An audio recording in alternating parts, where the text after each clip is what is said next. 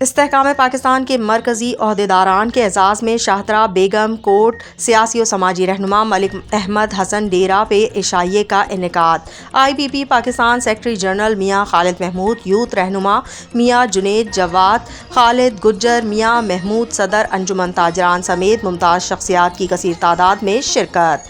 इशाइये में मलिक अहमद हसन की जानिब से मुस्लिम लीग नून को छोड़कर साथियों समेत IPP में शमूलियत का ऐलान।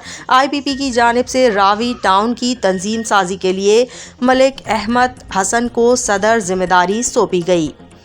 इस मौके पर मरकजी सेक्रेटरी जनरल IPP मियाँ खालिद महमूद ने कहा कि IPP जमात पाकिस्तान में तेज़ी से मकबूल हो रही है और हमारा मंशूर अवाम की खिदमत और इलाके की खिदमत के साथ साथ पाकिस्तान की तरक्की और खुशहाली है। हम मलिक अहमद हसन को अपनी जमात में खुशामदीद कहते हैं और मलिक अहमद हसन की शमूलियत से हमारी जमात शाहदरा में मज़ीद मुस्तहकम और फ़ाल हो गई।